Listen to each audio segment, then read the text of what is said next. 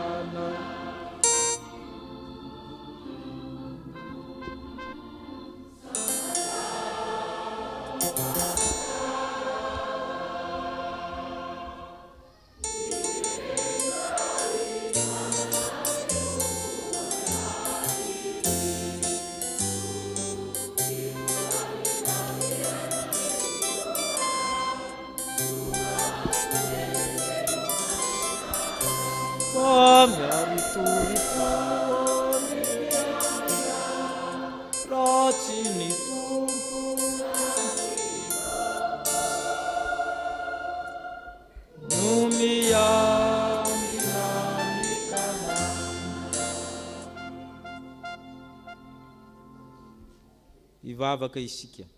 Niterany laza ny voninahitra dia ianao Andriamanitra ay, ianao ny ambina ny fanahiny atsidina nan-davaka, ianao ny nahavokisoa ny vavanay, nanomenao dia nihinana izahay, nanokatra ny tananao izay dia nahazo izahay.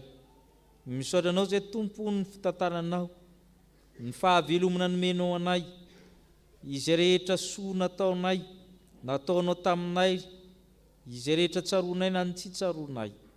Misaotra anao izay tompo ranomenao izao andro anio izao, tsy noho ny herinay na ny tanjakay, fa noho ny fitantananao, noho ny fandaminanao mahasoa. Eny na ny voromanidina ary tsy misy lahtsaky reny rehefa arovanao. Nataonao moatra ny tsitsina maro izahay, ka nomenao voninahitra. Inona moa ny olombelona no mba vanginao, ny zanak'olombelona no mba arovanao? Nataonao mbany kely noho ny anjely izahay, ka nomenao voninahitra amin'ny zava-boary rehetra, dia izahay no nataonao mitovy endrika aminao. Koa ankehitriny Tompo, misaotra anao koa izahay ny amin'ny raha lavo izay dia nareninao tao amin'ny Kristy Jesosy. Nomenao izy mba ho avitra isolo anay, ka natonga anay zanak'Andriamanitra, natonga anay fiangonana velona masina. Koa misaotra anao izay tompony amin'izao fiangonana izao. Koa hamasiny Tompo ny fanampam-bavahana atao eto, mba ho vavaka tsy haroarom-paratsiana, ionanay aminao, andraisanay ny fahefa amin'ny teninao, ary ampiovanay, ary indrindrandrindra andraisanay ny fahasoavana rehetra tianao mena aminay. Koa hamasiny izay rehetra na ny sakramenta na ny liturjia, hamasiny izay rehetra ny mpanao raharaha manontolo, mba ho fanatitra manimpofona eo anatrehanao, ary hoe mikamanitra miakatra aminao ne ny vavaka ataonay.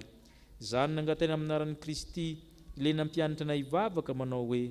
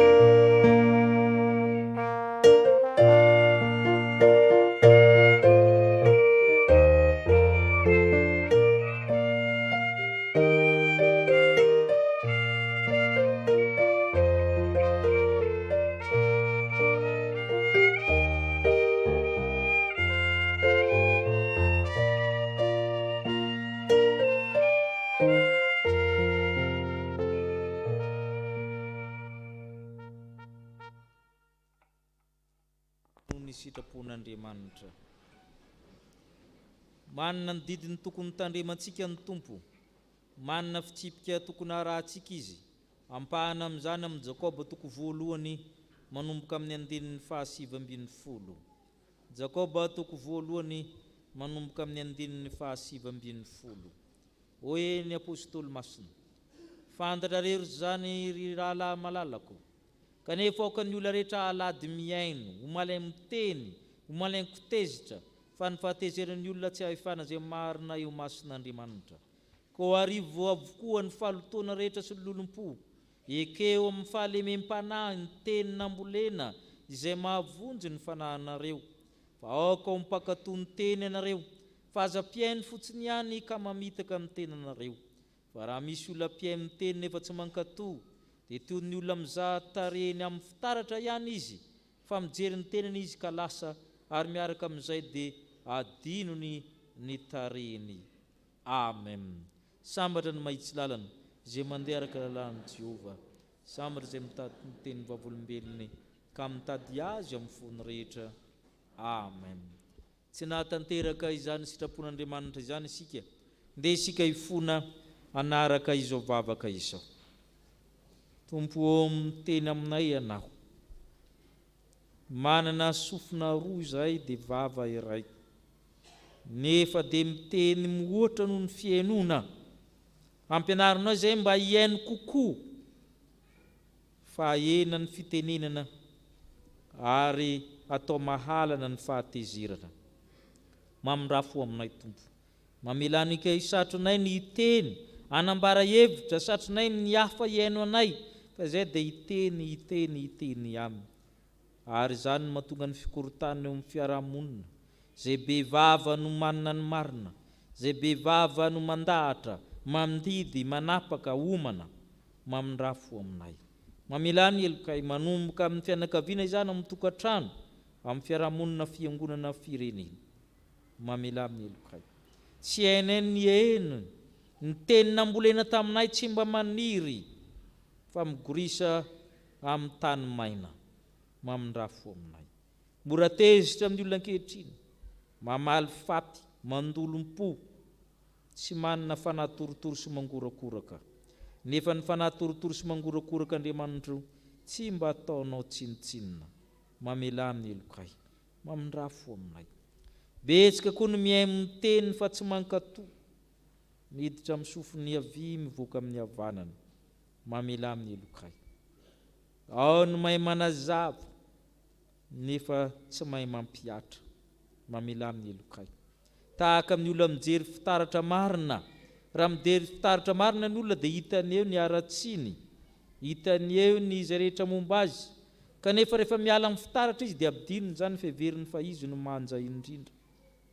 Mamela amin'ny elokay, mamindrafo aminay, adininay amin'ny aratsinay, ny tsy fahamendrehanay, ka tsy mahay mibebaka izahay. Mamindrafo aminay, betsaka ny tsy matateraka anay, na tamin'ny fiteny, na tamin'ny eritreritra, na tamin'ny natao, mba heno ny vavaka mangina sandratray.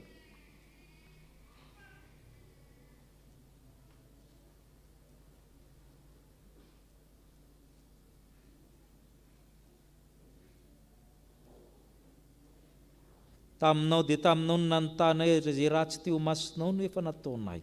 Marina ianao raha mitsara ary tsy manantsina ianao raha manameloka anay.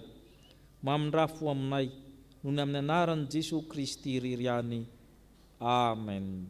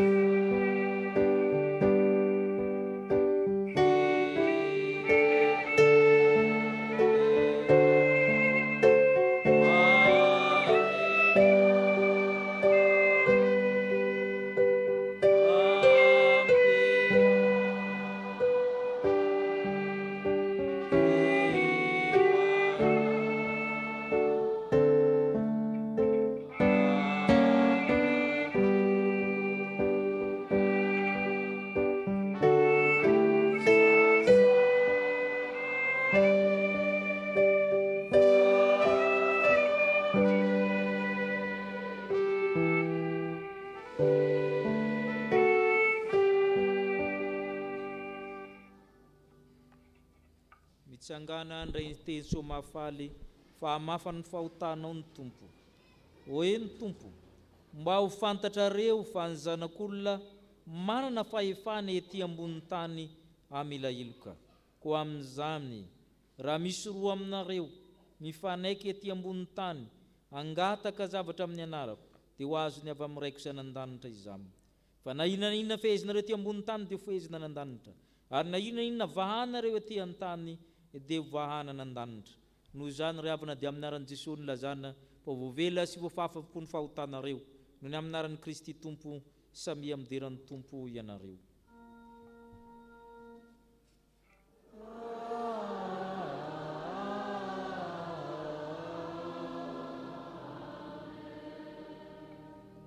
Voninahitra ny amin'ny avo indrindra ho an'Andriamanitra,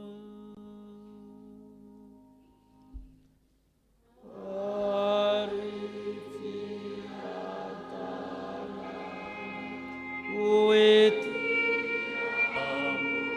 veneta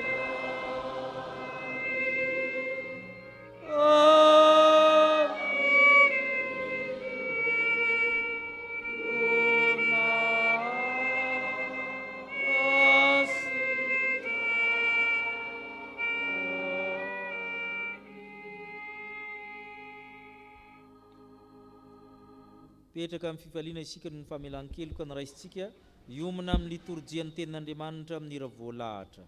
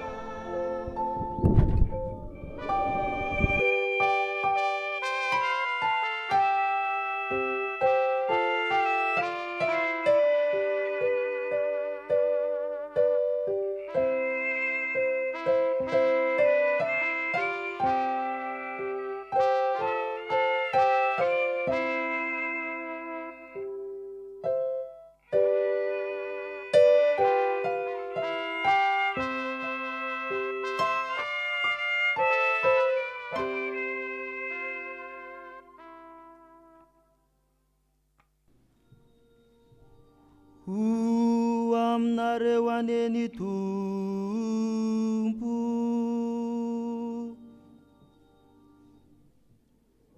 ary aminy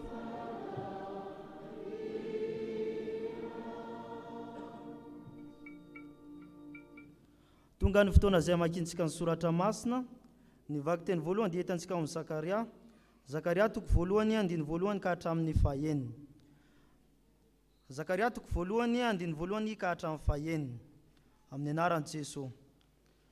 Tamin'ny volana fahavalo tamin'ny taona faharoa nanjakan'i Dariosy no nahatongava ny tenin'i Jehovah tamin'ny Zakaria mpaminany, zanaka Berika, zanaka Ido, nanao hoe: tezitra indrindra tamin'ny razanareo Jehovah, koa lazao aminy hoe: izao no lazain'i Jehovah tompony maro, miverena amiko ianareo ho Jehovah tompony maro, dia mba hiverina ho aminareo kosa aho ho Jehovah tompony maro. Aza mba tony razanareo izay nantsoa ny mpaminany, fa iny hoe: izao no lazain'i Jehovah tompony maro, miala amin'ny lalanareo ratsy ianareo sy amin'ny ratsy fanaonareo, nefa tsy nitandrina izy na niaino ahy ho Jehova. Ny razanareo aiza moa ireny izao, ary ny mpaminany moa velona mandrakizay va ireny? Fa ny teniko sy ny didiko izay nanditiko ny mpaminany mpanompo, tsy nahatratra ny razanareo va izany? Ary izy nitotoka ka nanao hoe, araka izay no sain'ny Jehova tompony maro, atao amintsika araka ny elentsika sy ny ataontsika dia araka izany no nataony tamintsika. Amen.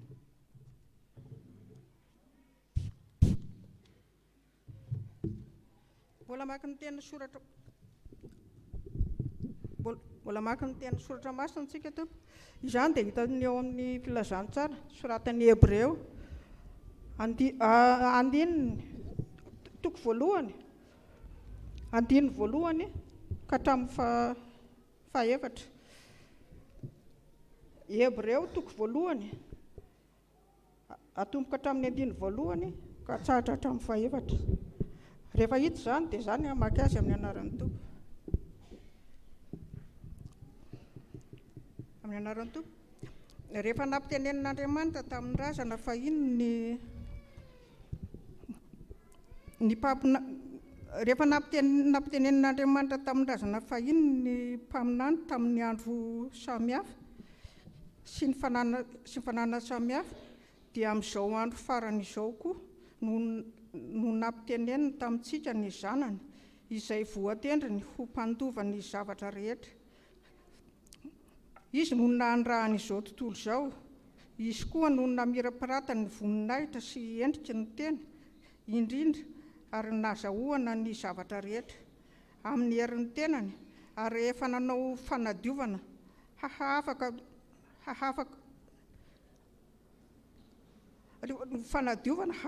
ny fahazoatanana izy, dia nipetraka teo amin'ny tanana ankavanana lehibe any amin'ny avo, ka natao tsara noho izany ny anjeliny, araka ny nandovan'ny anarana tsara noho izany.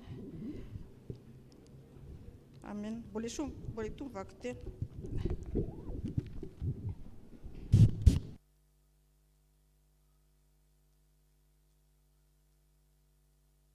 Maka ny tenin'ny soratra masina isika tompo. Izany dia hita ao amin'ny filazantsara araka ny Marka toko voalohany andininy faraika amby roapolo ka hatramin'ny fahavalo amby roapolo. Marka toko voalohany andininy faraika amby roapolo ka hatramin'ny fahavalo amby roapolo. Rehefa hita dia vakiantsika eo am-pitsanganana. Amin'ny anaran'i Jesosy. Ary nakany Kapernaona izy ireo, ary nohony tamin'ny sabata dia niditra tao amin'ny sinagoga niaraka tamin'izay Jesosy ka nampianatra. Dia talanjona ny olona tamin'ny fampianarany satria nampianatra azy tahaka ny manana fahefana izy, fa tsy mba tahaka ny mpanorandalàna. Ary niaraka tamin'izay izy dia nisy olona teo amin'ny sinagoga izay azo ny fanahy maloto, ary niantso mafy raha lehilahy ka nanao hoe, moa mifaninana akory izay sy ianao ry Jesosy araka ny avy any Nazareta, ary andringana anay va ianao? Fantaro fa Jesosy ny teny mafy azy ka nanao hoe, mangina ianao ka mivoa aminy. Ary ny fanahy maloto ny nampifanintsitintsina ny tenany, ilay marary dia niantsy tamin'ny feo mahery ka niala taminy. Dia gaga ny olona rehetra ka nifanontany hoe, manahoana re izao zavatra izao? Fampianarana vaovao misy fahefana izao, fa ny fanahy maloto aza no didiny ka dia manaiky azy. Ary ny lazany dia niely niaraka tamin'izay teny tontolo eny tamin'ny tany rehetra eran'ny Galili. Ray masino manamasinana amin'ny fahamarinana, fa ny teninao fahamarinana. Amen.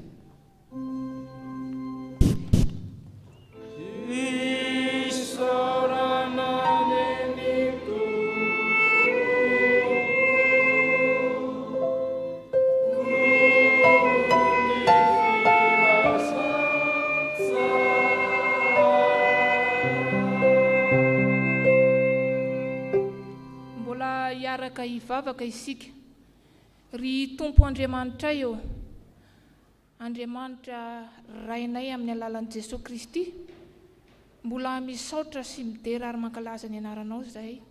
Raha mbola nomenao an'izao fotoana izao, nahafahanay mivory eto, ary nahafahanay ihany koa nandre ny teninao tamin'ny alalan'ireo mpanomponao namaky ny teny. Misaotranao mandrakariva izahay. Ankehitriny koa raha hotoriana aminay ny teny, fenohy ny fanahy masinao ny mpanomponao izay hitondra ny teny, ary fenohy ny fanahy masinao ihany koa izay tsirairay avy, ahaizanay mandray ny teny avy aminao, mba ho hery sy tanjaka ho anay tsirairay avy izany. Ankehitriny Tompo, apetraka eo am-pelantananao izay rehetra mbola kasainay atao, amin'ny anaran'i Jesosy Kristy nanaovanay izany vavaka izany. Amen.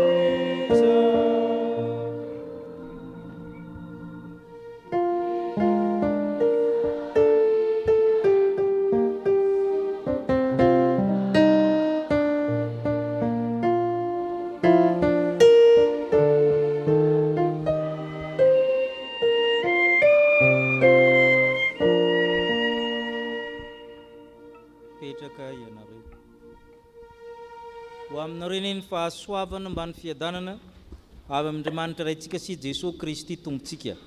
Marika toko voalohany. Ny filazantsarany marika dia izy ny voasoratra voalohany amin'ireo filazantsara. Efa niresantsika fa ny boky ao amin'ny Baiboly dia tsy milahatra araka ny fotoana nanoratana akory, tsy manaraka ny antsoina hoe vanim-potoana na ny ordre chronologique. Fa Matthieu mipetraka voalohany ao fa marika ny voasoratra voalohany. Izy ny fohy indrindra.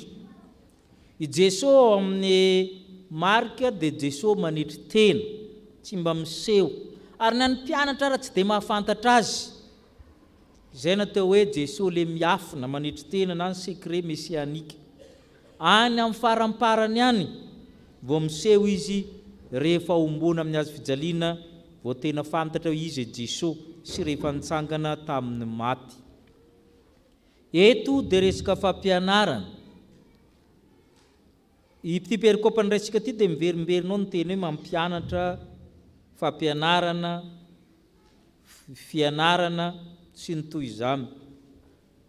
Rehefa nampianatra tamin'ny sinagoga i Jesosy dia gaga ny olona tamin'ny hery ny fampianarana tao. Nisy fahefana zany tao. Ary mbola proof faharoa zany tsy zakany démonie le fampianarana, dia nietsika ny démonie dia navokany Jesosy. Gaga ny olona. Fampianarana manahoana moa izao fampianarana misy fahefana izao, ka na ny fanahy maloto ara dididiny ka dia manaiky azy. Izay no akatsika hoe manahoana moa ny fahefana tenin'Andriamanitra nentin'i Jesosy. Manahoana zany fahefa amin'ny tenin'Andriamanitra nentin'i Jesosy zany, miseho amin'ny alalan'ny inona?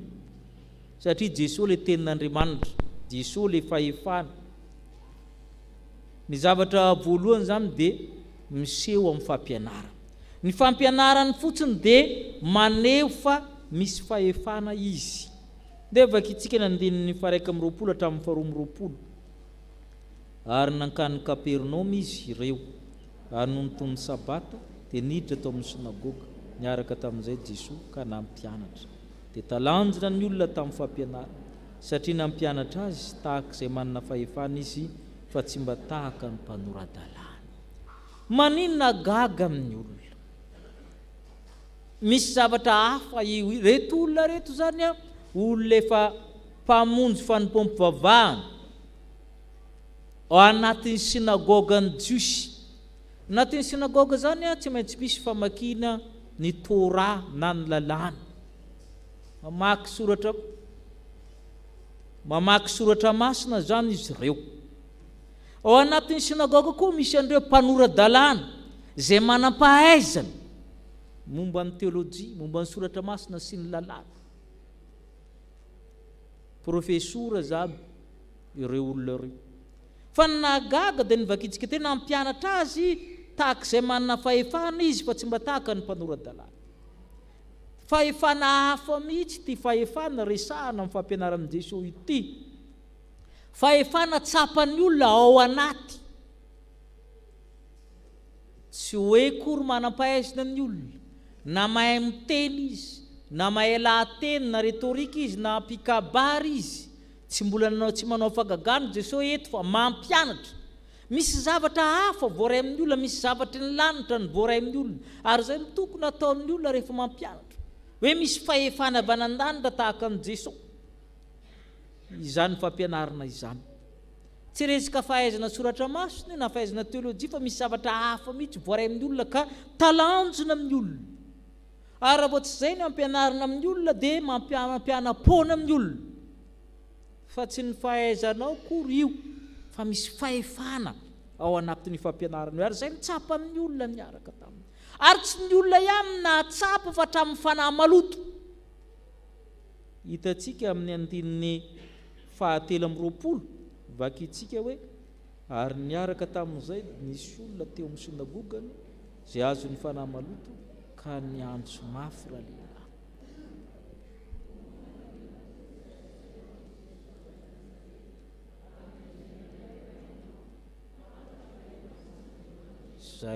Zay le izy. Tsy ny olona ihany no mahatsapa ny fampianarana ataonao fa misy fahefana fa hatramin'ny fanahy ratsy mahatsapany. Raha vao tsy izay zany dia tsy misy fahefana le tenin'Andriamanitra manindrona ao anatin'ny fon'ny olona ka mampietsika le fanahy maloto ary ny antsoantso izy. Ahoana moa zany fampianarana misy fahefana zany? Misy herin'Andriamanitra ao anatiny ao efa niresantsika izany. Fa io koa tsy marina amin'ny fampianarana Baiboly ny hoe zay teneniko atao fa zay ataoko azo atao. Tsy marina zany. Tsy tokony mampianatra an'izany ny fiangonana fa betsaka ny mampianatra an'izany. Tsy izany lazain'ny apôstôly, ianareo izy ny epistily vakian'ny olona. Ka tsy marina mihitsy ataon'ny mpitoroteny sasany hoe miteniko aminy fa io ne asan'Andriamanitra, akamoana io. Andriamanitra zany asianao miasa fa ianao tsy hiasa. Marina fa asan'ny fanahy masina io. Zay ny antony vavaka alohan'ny vakiteny, ivavahana le mpitory, ivavahana koa le hitoriana. Fa misy anjara ndraikitry ny mpitondry io, le mpitory izy moa izy. Ny teny atao zany dia misy identiten'le olona ary zay identiten'i Jesosy Kristy zay no natahoran'le fanahy ratsy. Jesosy avy amin'ny Nazareta ozy izy. Avy andringana anay ianao ilay masin'Andriamanitra. Misy mpitoroteny sasany miteny tsisy idiran'le mpitoroteny ange le tenin'Andriamanitra an'Andriamanitra ne ine fa le mpitory azy ajerena. Marina zay fa marina tapana fa niza miteny ny personnaliténao manaraka ny teny ataonao. Ary zay nataon'i Jesosy teto. Zay nataon'i Jesosy eto. Saroko nisy pastera vao noraisina zany fety tonga pastera tary ambanivohitra be dia vita ny fandraisana azy zany hisakafo ny olona dia mampisakafo ny olona zany dia jeren'le pastera zany mba izy zany mba tety tamin'Arivo ny be fa tsara nandeha ambanivohitra lava jerena zany le zavatra asian'le sakafo sio lavalava fa misarona le izy. Ianareo ve le sio? Inona le izy? Ihinana anao sady tsy ihinana? Mbola mividy. Na itsika ary no ohatra anatin'izany dia zao na itsika ary hoe tsy laza raha misotro kafe ry ianao dia ataon'olona anatiny hisotro anao sa tsy hisotro. Fa manahoana ny olona mitoroteny afaka miteny hoe aza jerena le pofa le ao anatiny sotroiny. Tovy amin'izany ihany zany tsy marina zany. Ianao le masiny Israely hoy izy le devo. Ianao ny masin'Andriamanitra. Le fahamasinana atao amin'le mpitory no hitany ka tsy marina velively hoe manao adalàna ny adalàna ihany dia ny teny toriana any tsy eken'Andriamanitra zany. Ary zay le fampianarana misy fahefana miantraikana amin'ny olona satria ianao koa na dia tsy marina tahaka ny Kristy ary na dia tsy anjely azy ianao miezaka ianao mba tsy hisakana amin'ny tenin'Andriamanitra amin'ny toetranao, amin'ny fahazaran-dratsinao, amin'ny fijanganjangana sy ny tahaka an'izany, satria manjary misakana amin'ny tenin'Andriamanitra tsy hanana fahefana ireny. Ary zay nanadinana n'izay mitory ny tenin'Andriamanitra takiana aminy koa ny fitondran-tena mifanaraka amin'izay mba hanana fahefana tahaka ny an'i Kristy ny teny toriana. Izay mitsapa n'le démonie tao amin'le olona tao hoe masy ny olona io, mampidi fitondran-tena io olona io fantany. Ianao raha vao miteny dia fantatry ny devoly dia aboridany ianao. Le olona miaina io ane tsy kôtona vovoa anatin'ny lohany io fa misy zavatry. Vao miteny ianao dia larana amitampona ho malo izy. Dia ino miteny iny? Efa tsy miditra aminy. Vao miteny ianao ary nangalabadiny ranonao izy. Dia ino ny pakana amin'ny olona? Tsisy fahefanana amin'ny olona ny fampianaranao satria ianao be loatra ny sakana amin'ilay tenin'Andriamanitra. Ary izay nahafa ty fampianaran'i Jesosy ty satria izy sy ny teniny. Ary averiko foana fa arakaraka ny elanelana misy amin'ny teninao sy ny tenanao ny fahotanao. Arakaraka ny elanelana misy ny zavatra teneninao sy ny ataonao no abetsaky ny fahotanao. Ary na ny gasy ary mbo malala hoe ny teny fitaka ho izy fa rehefa ndrefi ny fahotanao ny fahotamin'ny olona dia refesy ny elanelana zavatra teneniny sy ny elanelany ataony. Fa ny amin'ny Jesosy tsy misy elanelana io, zéro distance ny azy. Ary zay nitsapan'le olona tao hafa zany fampianarana zany. Tsy fa marevaka, tsy toriteny marevaka. Ary zany mahatonga ny marika tsy milaza inona moa ny contenu an'le fampianarana. Tsy teneniny eto. Fa ny mahagaga izy dia talanjona amin'ny olona. Fa misy fahefana mipaka amin'ny ato fanahin'ny olona tsirairay ny fampianarana. Satria misy zavatra hafa. Ary zay ny tadiavintsika rehefa mitory sy mampianatra tsika rehefa mandray inona le zavatra fahefana avy amin'Andriamanitra izay ao amin'io teny io ka miditra ty amiko ty ary mandroaka ny aizina rehetra ato anatiko. Ary zay ny fahefana ny tenin'Andriamanitra resahana eto. Ary zay ny tao amin'ny Jesosy tsapa amin'ny olona rehetra. Fampianarana miavao, misy kalitao miavao, misy fahefana amin'ny fanahy maloto amin'ny ratsy dia ny eran'ny Galilea ny laza. Ary tenin'Andriamanitra io any ny resahan'ny Zakaria izay nivakiana teo. Amin'ny Zakaria io Andriamanitra miteny tezitra tamin'ny razanareo mampahatsiaro izy. Tsy niaina akory ny razanareo izy mampahatsiaro izy. Tsy nitandrina akory reo avokoa nareo zao dia anarina ozy izy. Zay ny dikan'io teny io. Fa ny mampieritreritra zany dia ny andininy 5 sy ny 9. Vakitsika Zakaria toko 1 andininy 5 sy ny 9. Ny razanareo aiza moa reny zao? Ary ny mpaminany moa velona mandrakizay va izy ireny? Fa miteniko sy ny nadidiko izay nanodiko ny mpaminany mpanompo tsy hahatratra ny razanareo va izao? Ary izy nitodikana hoe arak'izay ny sain'i Jehovah tompony maro atao amintsika, araka ny alentsika sy ny ataontsika dia araka izany iny nataony tamintsika. Io dia tandremo tsara hoy Andriamanitra hoe ny lanitra sy ny tany ho levona fa ny teniko tsy mba ho levona. Io ane ozy izy tadino razanareo zay nitoriana fampianarana ireo nefa maty. Le mpaminahy mitory taminy koa ne efa maty fa miteniko tsy mba maty. Niatra foana iny zavatra nyresahan'ny mpaminany tamin'ny 100 taona lasa niatra amin'ny 100 taona manaraka. Miatra foana iny. Raha miteny mamaly faty amin'ny taranaka mandimby dia mamaly faty mety tsy tsapanao zao fa amin'ny zanakao iny mivaly. Satria ny tenin'Andriamanitra miatra foana. Zay ny tian'io resahana. Le olona miteny azy efa tsy eo. Zany mahatonga antsika indraindray mahatsiaro ny tenin'ireo mpitandrina tahaka an'izany efa lasa. Satria manan-kery ireny teny ireny, misy fahefana izy ireny. Ka na efa maty ary le olona mbola miatra foana io satria faminan'iny io. Hanika amin'ny olona ve na tsara todiny nataontsika ty fa le teny efa lasa be ny miatra amintsika ty.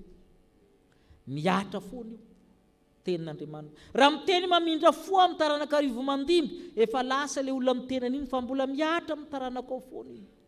Ahoana moa ny tenenina amin'ny Isaia toko 5:50. Isaia toko 5:50. miankavy fotsiny ianao avy amin'ny Zakaria eo. Andininy 10 sy ny 11. Zakaria na Zakaria toko 10:20, andininy 10 sy ny 11. Isaia azafady toko 10:20, andininy 10 sy ny 11. Vaky itsika.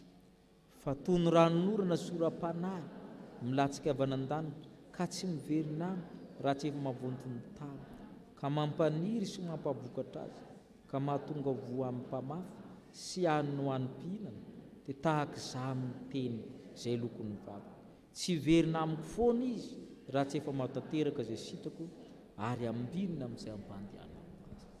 Tsy maintsy mamokatra amin'ny tenin'Andriamanitra, tsy miverina tsony iny, miatra iny. Ary izay mahatonga ny mpitory miezaka mba tsy hisakana ny tenin'Andriamanitra, mahiatra ny fahefana tahaka ny an'i Jesosy teto hoe gaga. Fampianarana vaovao misy fahefana izao. Ny fahefa amin'ny tenin'Andriamanitra dia hita amin'ny fampianarana fiangonana. Manao an'izany fampianarana izany ve ny fiangonana? Misy hery ve le fampianarana? Misy fahefana ve tsapan'ny olona ao anatin'ny fampianarana fiangonana? Fa ny zavatra faharoa dia izao. Ny fahefa amin'ny tenin'Andriamanitra dia hita amin'ny famonjena entina. Mitondra famonjena io. Na misy fahefana io ka tsy mitondra famonjena dia tsy izy. Fa misy fahefana ny sasany manao fahagagana sy ny sisa, fa mitondra famonjena ve? Izay no mampiavaka ny tenin'ny Kristy. Mahafantatra ny lalan'ny teny. Misy olona voatsindrana ka miova mandray famonjena. Le olona midiran'ny fanahy maloto eto nandray izany famonjena izany. Nisy vaky-teny teo, nisy mpanoradalàna teo, nisy vavaka teo fa nanino tsy nietsika le demoni. Satria misy fampianarana amin'i Jesosy ty ny fahefa amin'ny tenin'ny tompo tia dia hitondra famonjena. Satria ny demoni dia mahafantatra ny mission Jesosy fa famonjena ny ao ambadiky le teny. Raha vao izay ny teny torin'ny olona mikendry ny famonjena dia misy fahefana. Ny olona rehetra mitory teny dia mivavaka amin'ny olona hitoriana mba hitondra famonjena ho azy zany, hanova ny fanahiny, ka hatonga azy hanana fiainana mandrakizay. Inona moa no tenenin'le demoni teo amin'ny 720 moa isika? Inona ny mission Jesosy amin'ny fehezanteny faharoa? Avy andringana anay va ianao. Zay le mission. Andringana ny faharatsiana, hitondra ny olona amin'ny famonjena. Fantatro fa ianao le mason'Andriamanitra. Tsy zakan'le demoni satria fantany mission io. Tokana ihany ny tanjonao rehefa mampianatra ka te hanana fahefana amin'ny tenin'Andriamanitra dia mitondra famonjena ho amin'ny olona. Ary izay natonga le demoni tsy natany. Ary famonjena io tsy azo avilivily. Ny demoni eto ny mpanao heviteny manao négociation kolaka amin'ny Jesosy. Mody tambatambazy ny teneniny titre, ianao ny avy any Nazarety, ianao le mason'Andriamanitra. Amin'izay Jesosy mibontsina hoe za tokotra le izy. Inona navalin'ny Jesosy azy amin'ny 20. Manginy ianao mivoa aminy, rebuke amin'ny teny anglisy, réprimander amin'ny teny frantsay. Ny teneniny mafy, tsisy négociation eto. Ny tena famonjena sy négociable amin'ny ratsy. Ary izay le teny misy fahefana, izay teny mamonjy ny olona, maika ny famonjena amin'ny olona, izay mampiova azy ny atao. Ka tsy mila langolangona ny olona na tambatambazy na le mpitory teny, fa izay mahasoa ny fanahinao no ataony. Mangina ianao mivoa atao, satria izay no mahasoa ny olona. Ary ny fanahy malaina hiala izy amin'ny 20 ny fanitositony. Ary izay koa le fiainantsika. Io teny mitondra famonjena io tsy zakantsika. Malaina iainana itsika, ary irariratsika, mangatakandro, izay le mifanitositona, tsy te hiala amin'ny fahazaran'ny ratsy. Tahaka nataony demoni eto, tsy te hiala izy. Fa tsy maintsy miala izy, mitondra famonjena. Ary raha vao tsy teny mitondra famonjena ino entin'ny olona, dia tsy mitory teny madio izy. Ary zany mahatonga ny olona maro tsy mitodika amin'ny famonjena iny tory teny dia ampiana zavatra hafa. ampiana titra, tsy ny titranao io fa tena mitondra famonjena ve ianao. Mihinanarina maro samihafa, bishop, mpisorona be sy ny sisa an'izany, krostikolosiklisy sy ny sisa, satria atambatra ao daholo zany rehetra, satria fampianarina tsy mitondra famonjena, ka ny ravin-raviny natao betsaka eo, ny haingokaingony natao betsaka. Tsotra ny ilaina amin'ny fahefa amin'ny tenin'Andriamanitra, mitondra famonjena ho amin'ny ary zay le fampianarana vaovao. Na ny fanahy manota ara-didiny dia manaiky azy izy satria mikendry ny famonjena ho amin'ny olona. Tsy maintsy vonjena ny fanahy amin'ny olona, miala ny fanahy ratsy na dia mahery ary izy. Ary tsy azo sakanina zany famonjena izany. Raha van'Andriamanitra zay rehetra misakana ny famonjena io.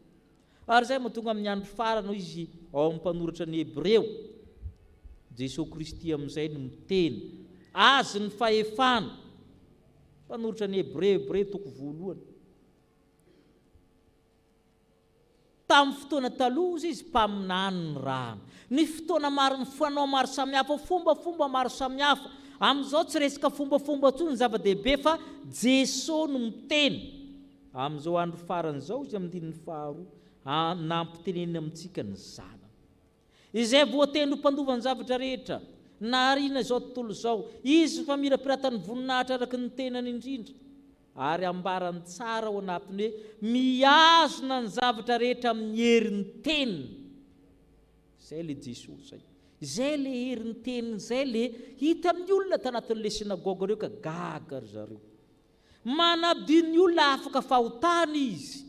Zay le famonjena zay. Zay le famonjena. Ary rehefa miteny dia ankehitriny fa tsisy andraso. Jereny Jaona 5:5. Andininy 7:20, 7:20 sy 5:20. Jesosy rehefa miteny dia zay le fahefana hoe misy fahefana amin'ny fampianarana. Misy fahefana anoloran'ny famonjena.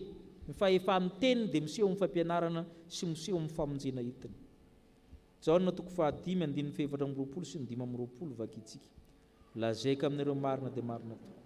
Zay mandre ny teny ka mino izay naniraka no manana fiainana mandrakizay ka tsy ho.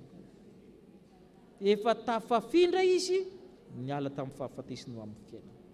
Lazaika amin'ireo marina dia marina tokoa, avy ny andro ary tonga ankehitriny zay ananesany maty ny feonjanak'Andriamanitra zay mandre dia ho vela. Zay le teny mitondra famonjena, teny mahatonga anao hanana fiainana mandrakizay, ka mahatonga anao tafafindra niala tamin'ny toeranao io, niala tamin'ny fahafatesana, mahazo fiainana mandrakizay. Teny mampikisaka amin'ny olona, raha tsy mampikisaka amin'ny olona tsy mitondra famonjena. Nikisaka izy niala,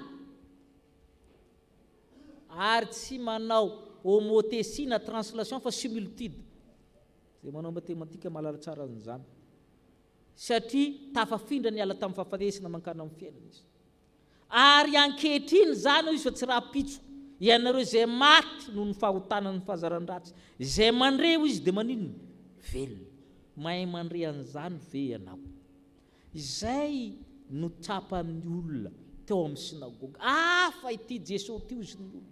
Ny fampianarany misy fahefana, miantraika amin'ny aty fanahy amin'ny olona. Misy zavatra avy any an-danitra, tsy takatry ny saina, manova ny olona, ary tsy vitan'izany. Fa ny fahefana dia miseho fa famonjena ny mahamaika azy. Ny fanahy amin'ny olona anka na ny fanahy maloto raha tsy nahazaka izany.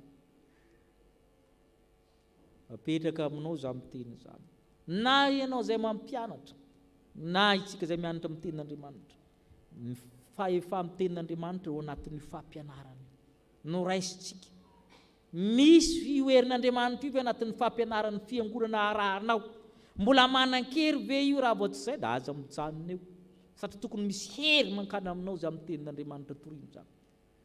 Mitsofoka anatinao zany. Fa raha tsy izay dia tsisy dikany andehananao mankaty. Ary ny faharoa, teny mitondra famonjena io, manitsy ny lalanao amin'ny lalam-piadanana, mandamina amin'ny tokantranonao, mandamina ny fiainanao.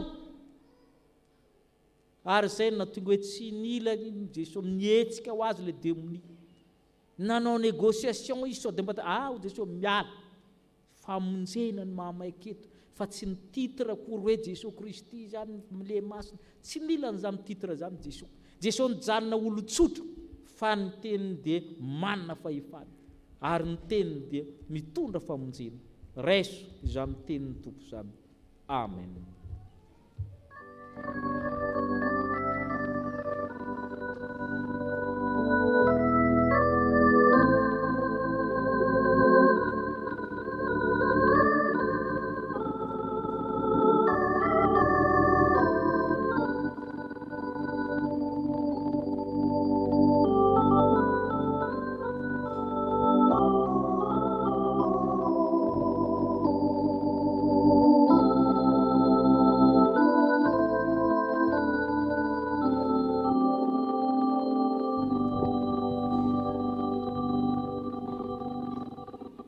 Ivavaka isika ry havana. Andriamanitra ray zanakary fanahy masonao, misaotra mankasitraka anao zahay. Misaotra ny amin'ny teninao izay manam-pahefana aty anatinay. Misaotra Tompo fa tianao tokoa zahay, dia nambaranao indray ny teninao mba hoentinay ampiorina ny finoanay.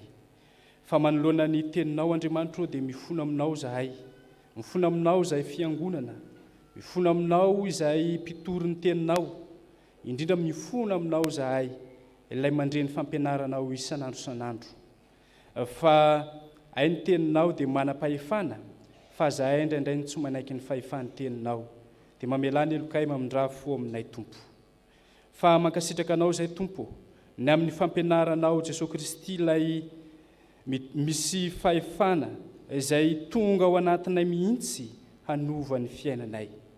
Misaotra anao koa Tompo ny amin'ny teninao ilay mitondra famonjena ao anay. Amin'izao sisa izao Tompo dia vonona izahay andray ny teninao, ankatony fampianaranao ilay misy fahefana sy mitondra ho amin'ny famonjena ao anay, dia ny fiainana mandrakizay izany. Dia mangataka aminao zay Tompo mba tario amin'ny alalan'ny fanahy masina, mba tonga anay ho mpiaino mpakatony teninao, fa tsy ho mpiaino mpanadino ka hamitaka ny tenanay. Dia izany Tompo ny vavaka angatanay aminao, mba ho mpakatoy izany teninao izany zahay.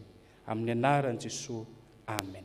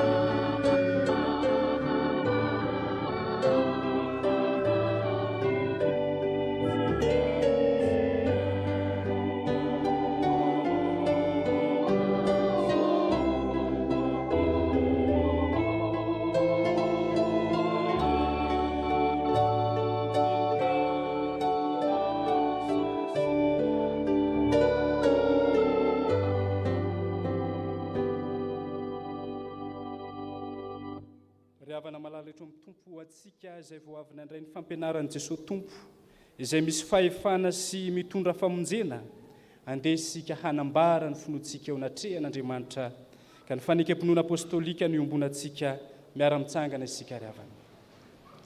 Iombonantsika ny fanekam-pinoana apôstôlika manao hoe mino an'Andriamanitra raitsy tompanao ny lanitra sy ny tany aho ary mino an' Jesosy Kristy zanan'ilay tokana tompontsika izay notorotoronina tamin'ny fanahy masina nateraka Maria ny Virtsiny nitsara napaka Pôntio Pilato nombonina tamin'ny hazo fijaliana maty ka nalevina nidina tany amin'ny fiainatsika nitsangana tamin'ny maty tamin'ny andro fahatelo niakatra ho any an-danitra mipetraka eo ankavanan'Andriamanitra raitsy tompo avy any hoe viny tsara ny velona sy ny maty mino ny fanahy masina aho ny fiangonana masina manerana izao tontolo izao ny fiombonan'ny olona masina ny famelan-keloka ny fitsanganan'ny tena amin'ny maty ary ny fiainana mandrakizay. Amen. Petraka ny fiangonana. Misy ity avantsika ity manolotra ny tenany andray ny sakramenta masina iaina izany fahefa amin'ny tenin'Andriamanitra izany 8:30 ny andininy voalohany raintsika asaina hiakatra ny alitara masina izy.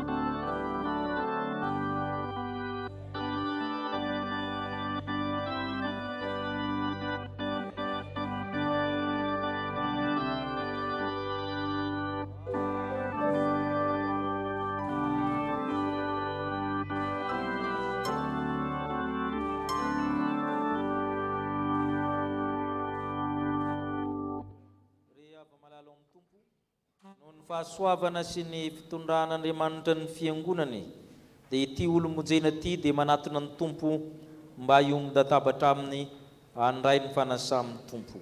Efa ny ampianarana ny fotomporoana kristianina izy efa natanteraka ny fanekerana tamin'ny batisa ka atolotra antsika mba ho amasinina ary isika mpanefana samy tompo rehetra koa dia miezaka manavao ny andro nanokanina antsika okary tsika hitsangana angataka ny fanahy masina.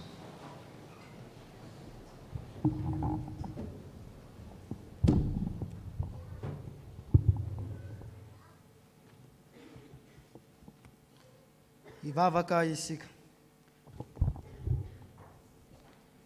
ry ray mandrakizay eo misaotra anao izahay ny amin'ny fonay manontolo sitraka mantsy ny manome toky anay fa ny teny fikasana momba ny famonjena dia ho anay sy ny zanakay ary ho an'izay rehetra lavitra anao na iza antsoa ny fitiavana anatiny anao. Andriamanitra tsara sy mahatoky eo nino ny fanambaranao izahay teo amin'ny batisa dia nanokana ny zanakay ho anao izahay ka nangataka ny rotsahany fahasoavany aminy nampianarinao ny filazantsara anao izy ary niezaka izay na dia malemy azy mba hitarika azy ho amin'ny fiainana mandrakizay dia ny mahafantatra anao izay Andriamanitra mahatoky sady marina sy Jesosy Kristy izay efa nirahanao ary ankehitriny rehefa nandre ny antsonao izy ka afaka hifidy ankahalalana ny lalana izorana dia ino tonga eto anatrehanao mba hanambara ny finoana ry tompo mba hianore ny vavakay rehefa miakatra eo aminao ho azy ireo raiso koa izahay rehefa rehetra ny ho amin'ny firaisana masina aminao amin'ny anaran'i Jesosy Kristy zanakam-pamonjy anay no angatahanay izany ho azy any ary ho anao ray izay any an-danitra sy ho an'ny fanahy masina ny dera sy ny laza ary ny voninahitra mandrakizay. Amen. Ipetraka ny fiangonana. Hoe notsika ny teny fanorenana izao fanokarana izao. Hony tompo izaho ny mpiandry tsara manolotra ny ainy amonjy ny ondry raha misy olona ta hanaraka aoka izy anda amin'ny tenany sy tondrany azy fijaliany ka hanaraka ary amin'izany na izy ny tamonjiny any dia avery azy, ary na izy navery ny anony amo dia azo izany. Fa inona moa ny soa azony olona raha mahazo zao tontolo zao kanefa very ny ainy, inona ny meny olona ho takalo ny aina? Fa na izy nanao ny sitrany raiko izay nan-danitra dia izy ny rahalahako anabaviko ary reniko. Ary amin'izany nazovonazovona ny akano hatrehan'ny olona ekeko izy natrehan'ny raiko izay nan-danitra, fa nazovonazovona andahany hatrehan'ny olona ho laviko kosa izy eo natrehan'ny raiko izay anan-danitra. Amen. Noho izany teny tompo izany dia misy fandikena ilain'ny fiangonana aminao, valino arak'izay sitraky ny fonao. Ianao va min'Andriamanitra paharantsika sady raintsika anan-danitra izay tiantsika, ka manome an'i Jesosy Kristy zanalahy tokana izay maty sy nitsangana tamin'ny maty ho famonjenantsika. Eny tompoko, mino aho. Mino an'i Jesosy Kristy zanany izay manome famelan-keloka sy fiainana mandrakizay ho an'ny mpanota rehetra mibebaka ka manaiky azy ho tompo samonjy va ianao. Eny tompoko, misy manaiky aho.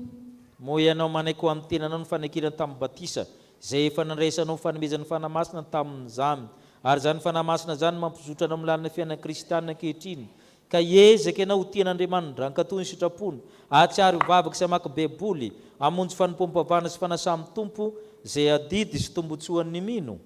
Eny tompoko, manaiky ny ho tisy hankatoy aho. Okary ianao nonona mpahabe maso ny anaranao hitodika anao amin'ny fiangonana ary namafy izany fanekenao izany. Izaho Andriana Aljaona Vatosoa Izoro dia manaiky sy mino fa i Jesosy ny tompoko sy mpamonjy ahy, voavelany ny eloko ary azoko ny famonjena. Ekeko ny ho tsisy hanompo azy amin'ny foko rehetra, ary napakevitra handray ny fanasan'ny tompo izay anehoany mino ny faneken'ny famonjena sy ny fampihavanana nataon'i Jesosy Kristy. Ekeko fa ny soratra masina no nambaran'ny tompo amin'ny fiangonana sy ny mpino tsirairay ny sitrapony, ko ezaka ao eo ambany fitarian'ny fanahy masina ny andinika azy sy azoto amin'ny fanarahana fampianarana amin'ny fomba samihafa, fiaraha-mivavaka, toriteny, fiaraha-mandinika soratra masina sy ny sisa. Amin'ny maha-isan'ny mino ahy dia ataoko zava-dehibe sady voalohany ny fitandrona ny voninahitran'Andriamanitra eo amin'ny fitondrantenako, ary ezaka ao hampiasa ireo talenta sy ny fanomezam-pahasoavana nomeny ahy mba hanompoako azy eto amin'ny fiangonana sy amin'ny toerana rehetra lehako. Ny herin'Andriamanitra no iakinako hanatanterahako izany rehetra izany. Amen. Mandre anao Andriamanitra ary matoky azy fa ny heriny tanterahana amin'ny fahalemena. Amen. Andriana Aljaona Vatosoa Feizoro. Noho izany fanekena nataona teo izany dia amin'ny anaran'Andriamanitra ilay zanaka fanamasina dia mitsodrana anao izay, manokana anao izay, manamasina anao izay, mandray anao izay ho isan'ny momba ny tenan'i Kristy ka asainay ianao, andray anjara miaraka aminay amin'ny fanasan'ny tompo. Ary Andriamanitra ilay tsy toy izay efa niantsana lahy tamin'ny maizina, ho amin'ny fahazavany mahagagany no hatanteraka sampiora mitoetra anao, ho azy ny fanjakana mandrakizay ho aminao ny fahindrina, mahiresy sy mahatanjah fa amin'ny tompo momba anao.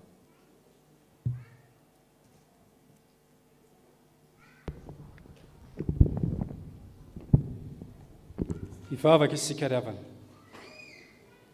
Ry tompo Andriamanitra io faly misaotra anao zahay. Misaotra anao zahay ny amin'ity ora sy fotoana ity izay omenao iainana eto anatrehanao. Apetraka eo am-pelantananao Andriamanitra ny fiainan'ity mpanomponao ity izay vao avy nanaiky sy nanamafy hampabe maso izany faneken'izany teo aminao. Ianao roy Andriamanitra tomponay eo no miantso azy, tena maro izany antsonao izany izy. Taio ny fanapahan-keviny mba hitoetra amin'ny fahatokinanao, mba omeo azy tompo ny hery aretany amin'izany noho ny fananao masina izay mitarika azy isan'andro isan'andro. Nao ihany koa Andriamanitra no aoka hanomana azy mba hanatona ny latabatra ao masina ary hampiditra azy amin'ny firaisana amin'ny zanakao. Ataovy marina ny fibebahany, matanjaka ny finoany, tsy azo zogozonina ny fanantenany ary mahery ny fitiavany. Aoka tompo hifikitra mafy amin'ny marina izay mahavonjy izy, ka hiasa lalandava mba hitombony amin'ny fahalalana izany, ary isehony amin'ny kery mandrakariva eo anatrehan'izao tontolo izao ho vavolombelonao amin'ny teny sy ny asa izay ataony. Mivavaka aminao izay Andriamanitra tomponay io, mba omeo anay ihany koa ny androso hatrany amin'ny fiainana kristianina, mibanjina mandrakariva ny fanjakana, ilay fanjakana mandrakizay izay efa nampanantenanao anay. Dia misaotra anao zahay ary mba henony vavakay tompo. Ianao ilay ray ny famindrapo, ianao ilay tianay fa amin'ny anaran'i Jesosy Kristy zanakao malalanao mpamonjy anay no entinay mivavaka aminao. Amen. Ry mpanefana izany tombo vaovao, tany mafy ny ananao mba tsy siaka ny satroboninahitra ao, mandehana amiko ny tombo amin'ny fahatsarana rehetra, ny herin'ny tenin'Andriamanitra ny hanovany fiainanao. Amen. Ny fikambanana katekomenina no anao ny hira fisorana.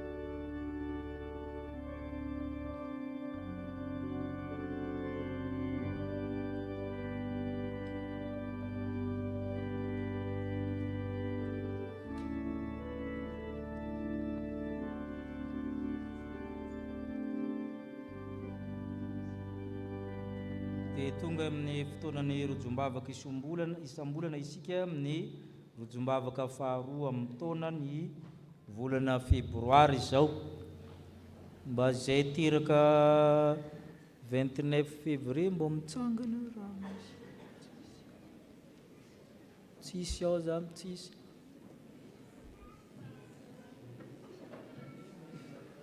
Ato misy ray dia tsika misy ray amin'le poto atsy dia arabaina manokana nareo azitsika tehaka ho azy ireo zany. Le fandeha naterina amin'ny pasitera satria nareo tsy mankalaza 28 atero atsy.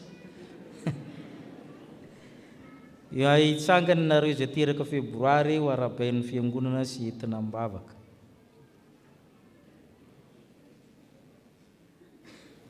Ireo izay nahatsiaro fahasoavana manokana dia ranan'ny tompo hitsangana. Ireo izay marary sy manana ny marary hitsangana. Ireo izay namony havana donam-pahoriana mpahirizana hitsangana. Ireo izay manana olana manokana hitolomana mbavaka hitsangana.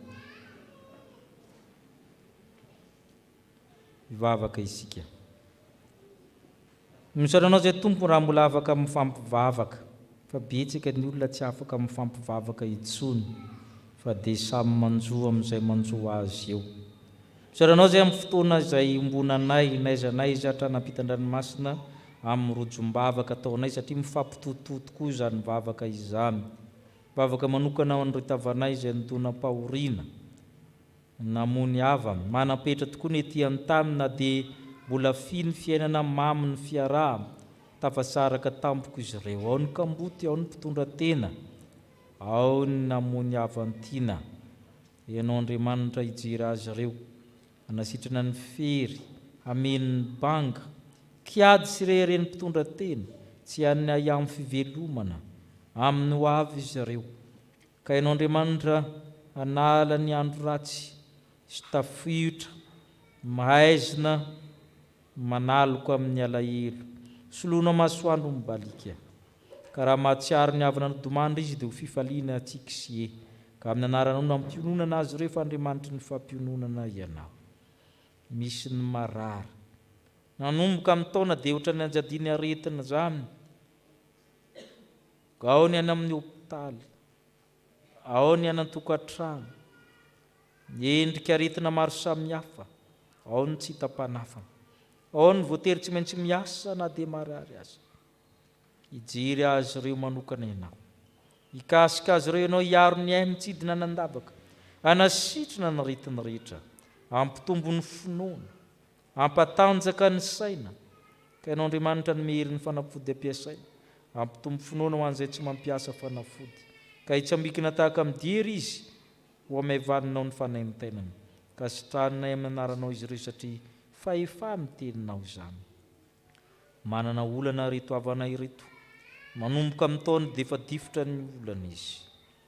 Ny trosa, taratasy amin'ny fitsarana, zanaka maditra, vady manao ny tsy fanao, zavatra maro samihafa miatra aminay, ao ny very asa, ao ny kely fidiram-bola, ao ny voaroka amin'ny hofatrano, ny zavatra maro amin'ny fiarahamonina manirikiry azy ireo.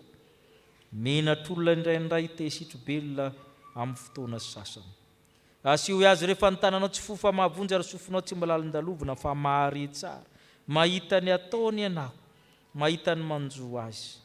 Anolotra vahaolana, anolotra olona saina matsilo amahany izany. Ianao Andriamanitra hijery azy ireo manokana ka hideranao izy satria tsara ianao, ary mahay izay mantonona ny zanako tsirairay avy.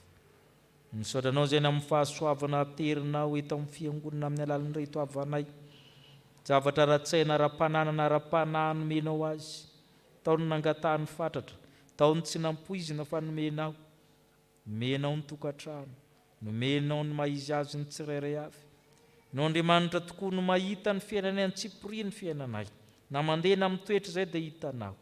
Ka misaotra anao izy ireo, mideranao eto maso ny fiangonana, eo anatrehan'ireo rahalahiko niderako anao izy, eo natrehan'ny fiangonan-dehibe nitsanganany ka iderahan'ny fandriamanitra tokoa ianao ary mahita ny antsipiriany rehetra. Reto toeraka volana febroary 7-20 taona nefa koa mbola ao ny mbola vitsy ranorana araka ny fiteny nefa mahatsiaro fa nao no manome fofinaina amin'ny vavorony ka natratra zao volana febroary zao izy.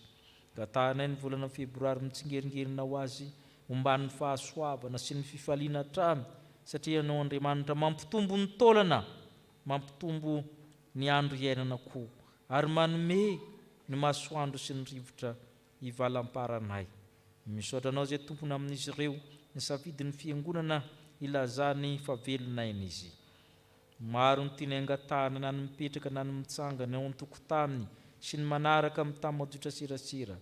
Ianao nijery azy ireo, ao ny mianatra, ome fahalalana sy fahendrena. Misy mahatsiaro tsy mety mahay, sokafy ny sainy mba hahalala sy hahatakatra. Aza vela diso safidy ireo zanakao ireo raha misafidy ny fianarana ianarana. Satria samihafa tokoa ny zavatra tiana sy ny zavatra hay. Ao ny miasa ome fahavokarana. Ary zay kely karama mpafantaro azy fa mahay manao moatra noho ny karamany ianao ka tsy ho kivy tsy ketraka izy fa hainao ny mampitombo izy rehetra am-pelantanana. Da io ray aman-dreninay efa fotsy volo mba ho lavandro ananitra sy anitsy anay hitarika anay amin'ny lala marina. Da io ray olon-dehibe nay izay miasa fatratra mamelona ny ankonany ary zay tsy miasa tsara itsio hitarika anay amin'ny fahombiazana. Da io ny tanoranay mba ho tanora matotra ho tahaka ny lampanandrinany ny ankizy vavy rehetra ka tsy ho lavolavo fahatamy ary ny ankizy lahy tahaka ny oliva maroroka ka andresy ny zavatra rehetra tsy homenatra ireny raha mifamalo amin'ny fahavalo eo am-bavady. Ho tanora vanona sy vonona ho amin'ny firenena anitsy ny firenenay ho amin'ny lalana tsara. Da io ankizy madinika amin'ny vavany ankizy madinika sy minono tokoa anirenao hery mba ho zaza vanona nariny ireo fa tsy ampitombo ny fatrotrahana eto amin'ny firenena. Apio izay mba hiteza tsara azy ireo mba ho fitezana vanona sy tsara ny azo amin'ity fiangonana ity ka ny olona rehetra mandalo eto dia olona voataiza ary olona ndraindray ny fiarahamonina fa tsy olona tsy vanona ho alohan'ny fiarahamonina. Ka ianao Andriamanitra hitahanay na mientina ny lavitra aminy samy eniky ny fahasoavanao izahay satria zanakao izahay. Ny fahefa miteninao ane hampianatra anay sy hamonjy anay. Misaotra Tompo. Amen. Ratry ny zingerin-taonareo dia morary sondrina mazoto toerana. Iroso amin'ny vaovaon'ny fiangonana isika.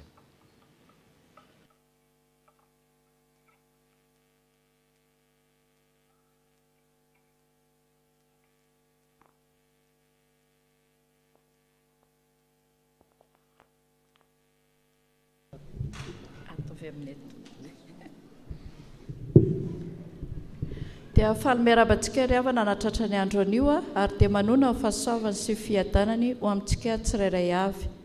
Fa izao no fanekena ataoko amin'ny taranak'Israely rehefa afaka izany andro izany ho Jehova dia ataoko ao an-tsainy ny lalako sady ho soratako ao am-pony ary izao ho andriamaniny ary izy ho oloko.